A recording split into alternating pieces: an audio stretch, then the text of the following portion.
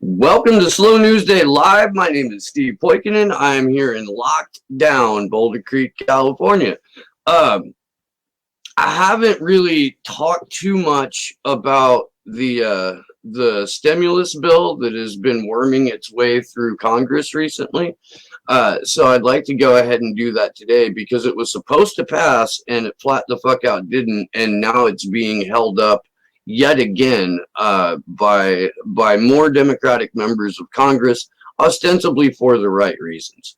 Um, so to do that, I'm going to go to Zero Hedge because they've got hands down the funniest headline that I've seen uh, related to this thing.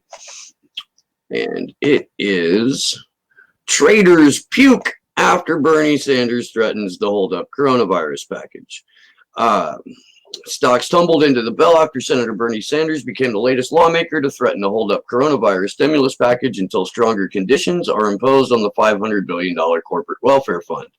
Unless Senators Graham, Sass, and Tim Scott drop their anti-worker objections to fast-tracking emergency coronavirus legislation, I am prepared to put a hold on this bill until stronger conditions are imposed on the $500 billion corporate welfare fund. Now, if you're not exactly sure what the hell that is, um, let's kind of go through it a little bit, because in the initial stimulus relief package, as it was heading to the Senate floor, there was $250 billion set aside for regular people, me and you, to get up to $1,200 one-time payment of $1,200 that wouldn't come out until May. The total cost of the bailout was around $2 trillion, or of the stimulus was around $2 trillion. So right off the bat, an eighth of that going to the entire American public on a one-time payment seems a little fucking dumb. But moreover, a ridiculous amount of money was slated to go not just to Wall Street, not just to financial institutions, not just to the cruise industry, but to CEOs of private industry altogether. So more than double what each regular person would be getting out of this, going to corporate America. What you're talking about, Jack, was he didn't show up to vote, but he wasn't going to vote in the first place. It's not that he's flying around and campaigning with the squad. It's that he's been holding these daily like coronavirus, how we should handle this, almost webinars, instead of traveling to DC from Vermont. You guys know me. You know I'm not here to be a Bernie Sanders campaign commercial. I have ongoing problems with not just Bernie Sanders as an individual, but his campaign and how his campaign is being run, and what ultimately I believe their end goal to be, which is sheep herd a bunch of people back into a party that does not give a fuck about them.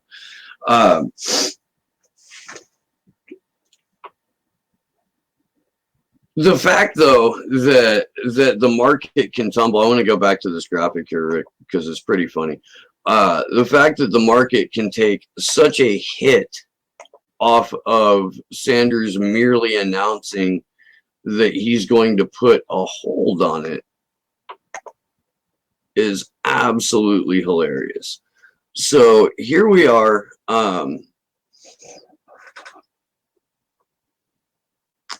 Right before the bell closes at around 3 o'clock.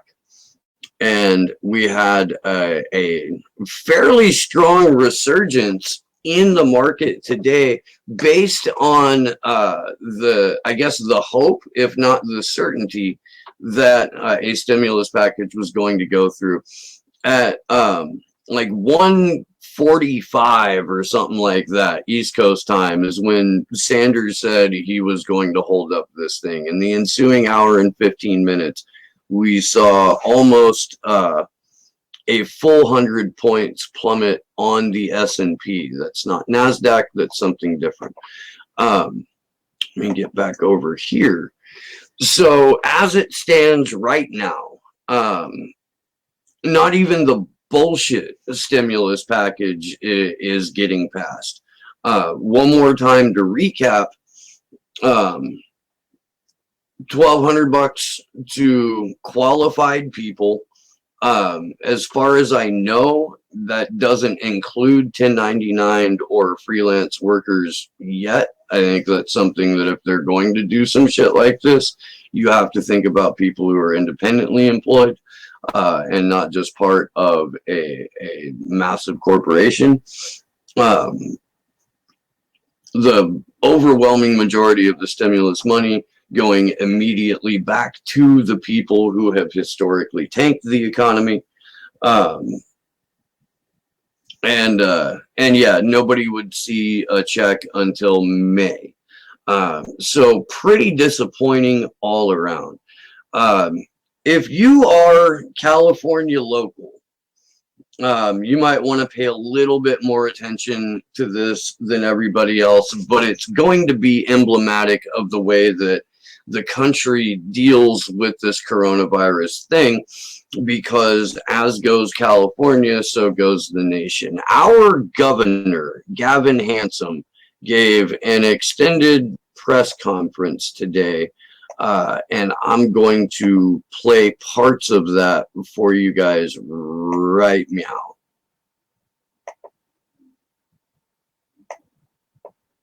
Come on. Nancy Pelosi thank leadership of the Senate, particularly Chuck Schumer, for the stimulus bill that was just announced. We are hopeful that it not only pass, but hopeful it will fulfill the promises that are being made in terms of its impact. No one is naive about the magnitude of this crisis. I'm not suggesting that the magnitude of this stimulus will even meet the moment. I certainly have strong points of view that there'll need to be more in the future. So let's real quick, right off the bat, like we've negated the opening half an hour or so of this press conference based simply off the fact that the stimulus bill did not pass.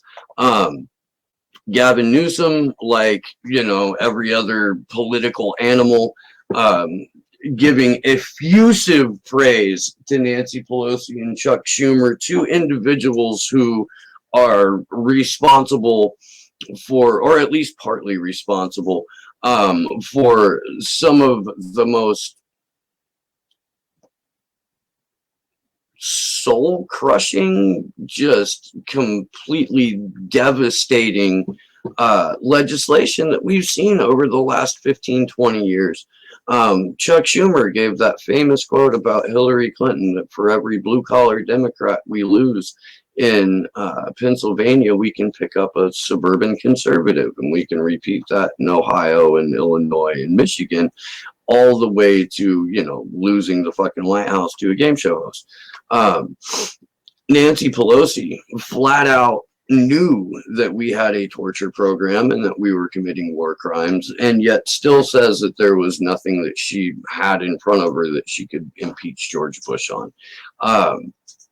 Nancy Pelosi and Chuck Schumer, about as far to the right as you could possibly be while still having a D next to your name. I want to jump ahead here in the press conference, which I'm not going to be able to do until I share the fucking screen, Steve. Get back over here and let's let some of this play out a little bit more. That are willing to do the right thing by at least extending that commitment to their customers for 90 days. That's not While the state of California doesn't have regulatory oversight of those banks. I'm sensitive to that, and I know that the banks certainly are sensitive to that. They are also recognizing the sensitivity to their customers, not just on the issue of being able to pay their mortgages and having a grace period for 90 days, but also on credit ratings. And that's in case you guys don't know, there's been a 90-day extension or suspension of qualified people through Wells Fargo and a couple of other banks to give them kind of a little bit of a leeway on their mortgage. This only applies to people that have a mortgage. It doesn't apply to renters. It's also part of the reference around home isolation. Let's meet this moment. Let's follow through. Halfway is no way. It is absolutely incumbent that we take seriously these orders. We're already seeing a little movement, even in the state of California, and we just want folks to make the appropriate movement for essential business, essential support and services, and with intention, go outside, not to congregate. And it's not just social distancing. I think in many ways that's a misleading frame. It's physical distancing that we're after. In some ways, you shouldn't be socially distant from others because we're using different mechanisms to which we socially can engage. It's physical distancing. I'm just trying to use language that, if I had a teenager, I have 4 young people, kids, but they understand physical distancing more than they understand social distancing. So the younger folks out there, physically separate from others and strangers. Don't mix, and don't think for a second that we're a day or two away from lifting that order. We're not. We're not even a week or 2 away. California can meet this moment. We've been leading in almost every category, and other governors have done an extraordinary job. All of them deserve credit to some degree or another. I'm proud to be part of those 50 state governors and their leadership. It is. So, real quick, I do want to give Gavin Handsome a little bit of credit for breaking down the difference between social and physical distancing, but he's using it as a way to reinforce the stay-at-home order, not in the way that you should definitely be able to communicate with the people in your immediate community about what their needs may be, what your needs may be, and how you can best help each other. So a little bit of disingenuous framing on the part of Gavin Newsom there. Just jump ahead a little bit, so I don't want to make this take forever. All right. As I said when I put out the first directive to clarify the legal authority of local government, that was not clear before that executive order came out, to advance their own moratorium on evictions, that if we don't see things materialize and manifest in very short order, we'd reserve the right to look at a state overlay. I said 2 days ago, in addition to what I just told you, I said that we have a team reviewing the legal parameters related to that issue. Issues are much more complicated than they may appear.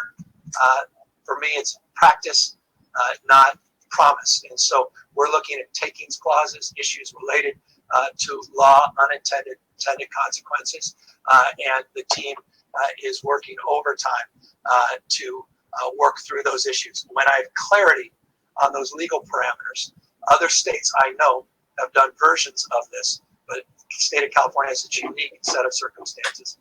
We will provide clarity, and I will be very direct with you on the answer. Those same individual legislators that are writing that public letter have directly contacted me, so I'm already, quote unquote, in receipt of their point of view and well aware of that anxiety. I also am very proud of the announcements I made today as it relates to residential mortgages. I think that is a significant step, and I hope it's also a demonstrable example that we mean business at this moment, and we are leaning in to meet this moment, and that is another area where I can assure you we're leaning in, and hopefully within the next day or 2 we'll have absolute clarity on next steps.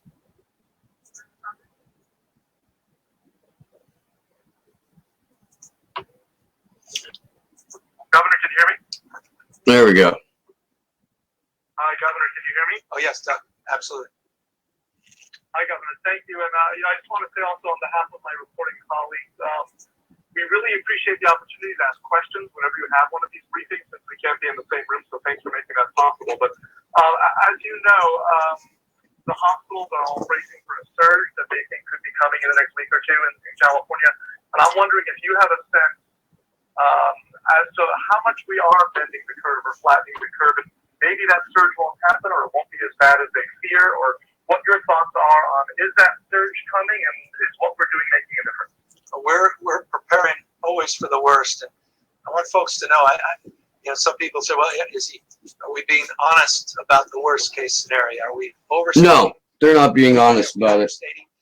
We're going forward as transparent way as possible with the best estimate based on real-time data collection, real-time information. I talked about the need to potentially have the capacity of 125,000 rooms within our hospital acute care system.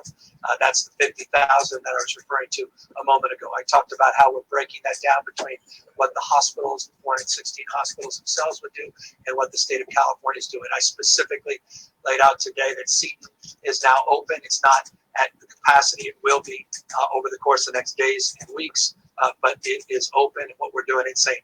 Vincent, what we're doing to get CPMC on board, and what we're doing down in Long Beach with the mayor's consent and support, their community hospital, and hospitals in the Central Valley, in addition to those 8 medical field hospitals that were procured through FEMA and the federal government. And so all that are being packaged. And here's the good news. Our hospitals right now are in better position to meet a week or two of a worst case scenario than they have been. Now, let's remember, guys, that just a day or two ago, Gavin Newsom gave a press conference where he said that we should expect within the next couple of weeks, we should expect half of the population of California to be infected with this thing. For him to sit there and say that our hospitals are in the best possible position they can be to receive 26 million people with COVID-19 is not only disingenuous, it's a little bit dangerous. You've got to think that there are people with other illnesses. My boss is going in for a surgery tomorrow, which he doesn't want to do, but he's got a fucking he's got a goddamn hernia. He's got to like push his guts back in and shit. It's pretty fucking gnarly.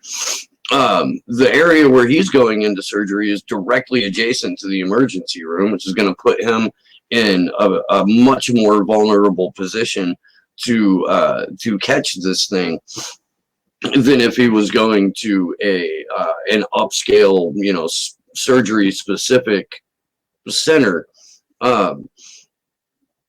They're still asking people to sew masks, for fuck's sake. They're still asking people to donate all of the masks that they have. There's no surplus of available beds. There's no surplus of available respirators. There's no surplus of available goddamn protective gear. So I understand not wanting to send your state into a panic, but what Gavin Newsom is doing right here is flat the fuck out bullshitting, and that's dangerous.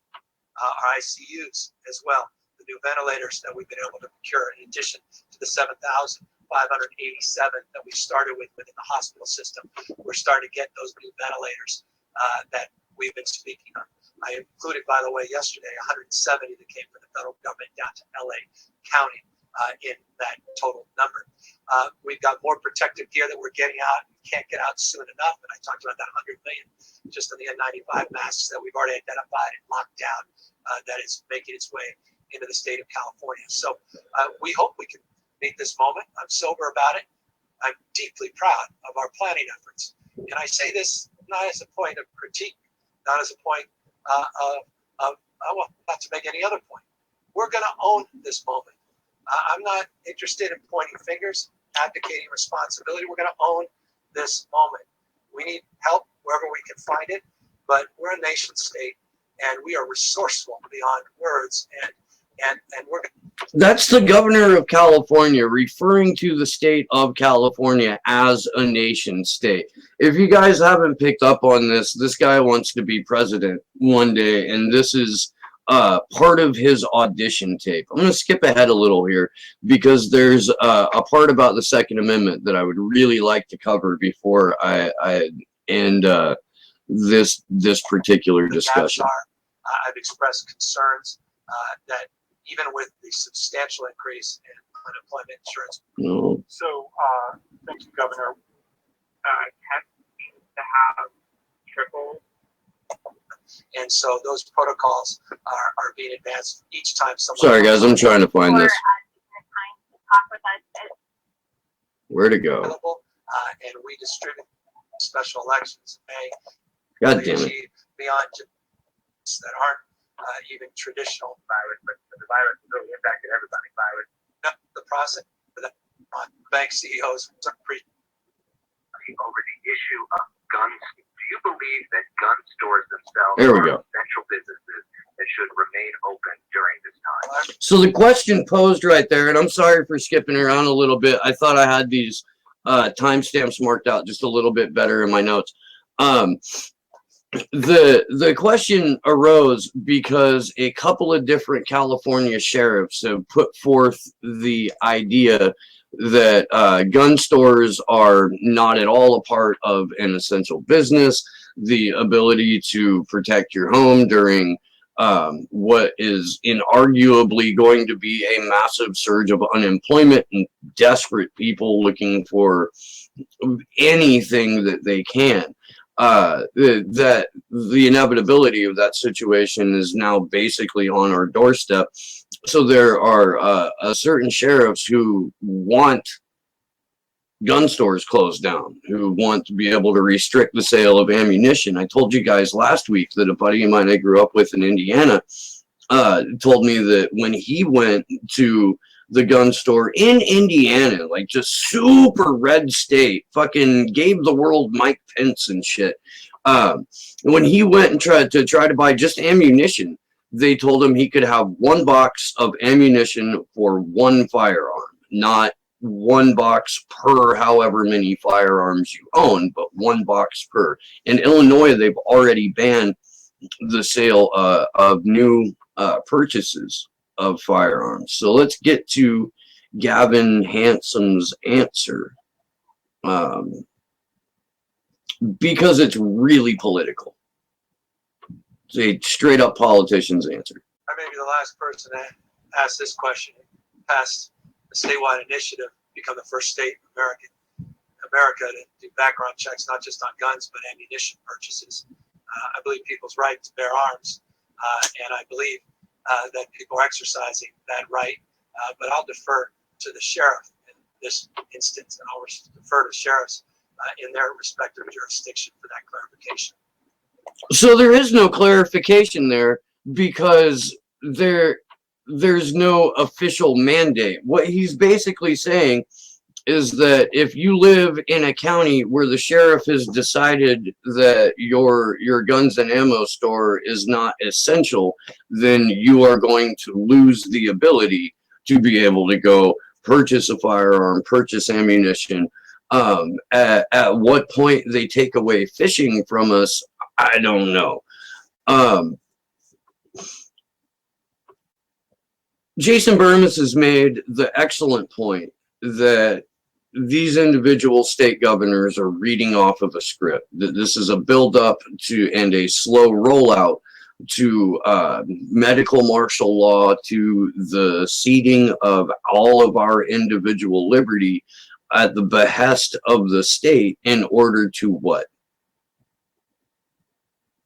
Not catch a gnarly cold? Not catch a bad flu?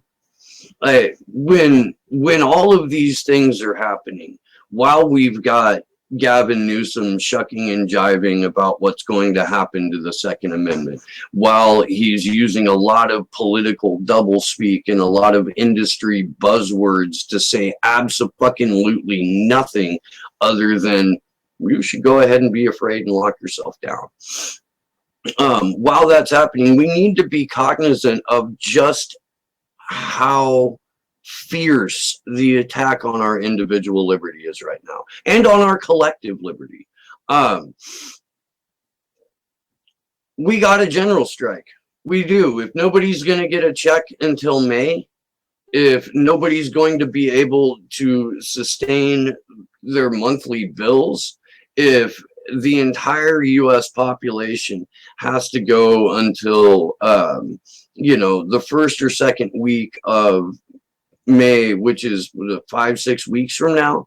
If that's got to happen, if that's going to happen, we're going to see not just a nation in chaos, but that chaos is going to breed the type of draconian reactions that these totalitarian motherfuckers have been dreaming about. So we've got a general strike. We've got to withhold labor, period. We've got to rent strike, period. We're going to be getting handed scraps. The last thing that a government whose police force and military pale in comparison to the overall citizenry wants is an angry, armed, informed populace.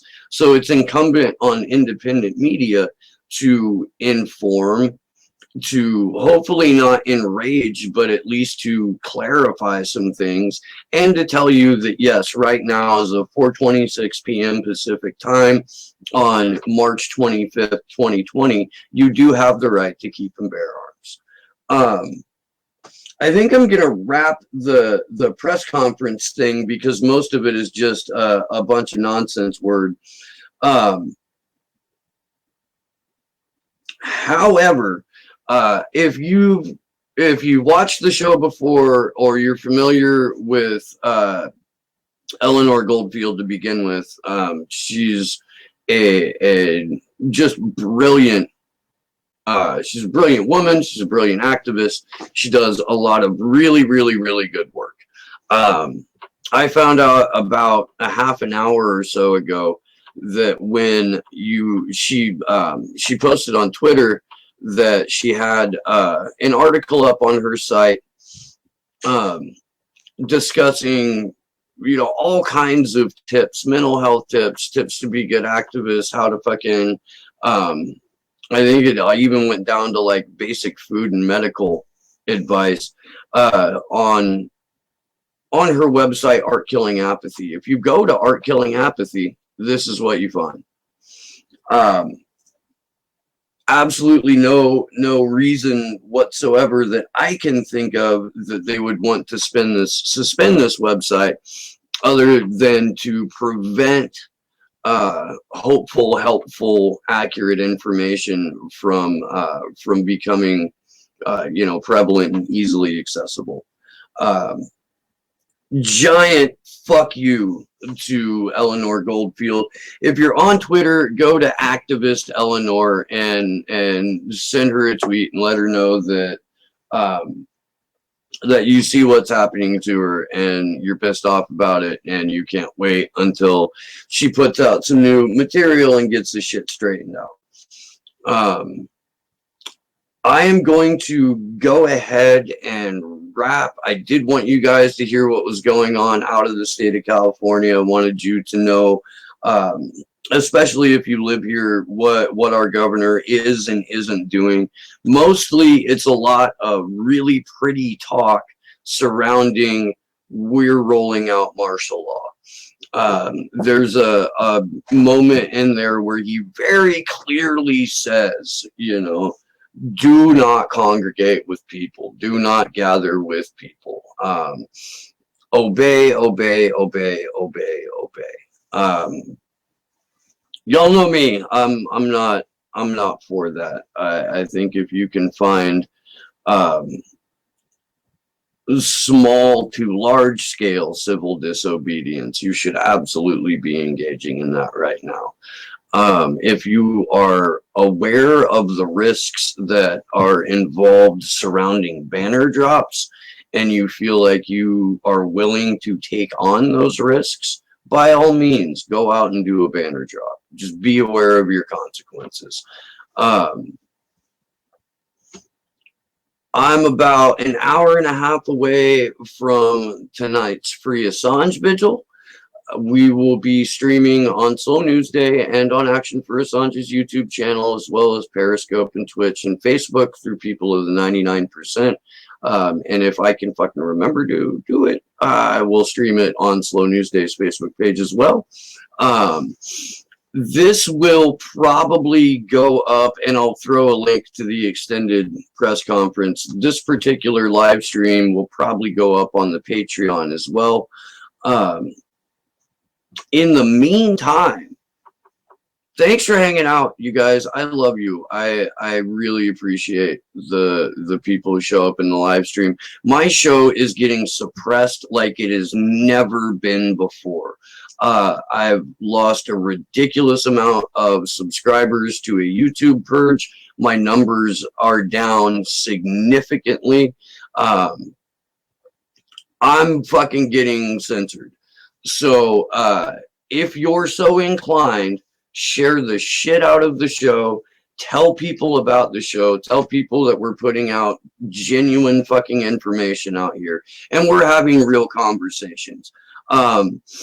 In addition to the Free Assange Vigil tonight, tomorrow at 10 a.m. Pacific, 1 p.m. Eastern, I will be joined by the incredible Elizabeth Voss. Shortly after, or not shortly after, but after, I am going to be joined by, here we go. I don't want to mangle her last name. I really don't. Oh, and I closed off the Helen Beniski. Helen Beniski is she's one hell of a writer. She's been featured in the Guion Journal many times. She is writing, I believe, out of Global Research right now. But she has got some incredible takes on what's happening with the coronavirus. She'll be on around 4 o'clock in the afternoon tomorrow. That is going to be one hell of an interview. So lucky me, I get fucking put on lockdown. But there are all kinds of incredible and gorgeous women lining up to be on the show. So, you know, that don't suck. You guys, that's going to do it for me. I love you guys. Oh, banner drop. So real quick, Christian, a banner drop is basically you go up to an overpass or a very highly viewable public space, and you hang/drop a banner off of it so that people can see it as they go by. So that's what that is. I love you guys. I will see you in about an hour and a half for the Free Assange Vigil. Until then, this has been Slow News Day. I'm Steve Poikinen, and good luck to us all.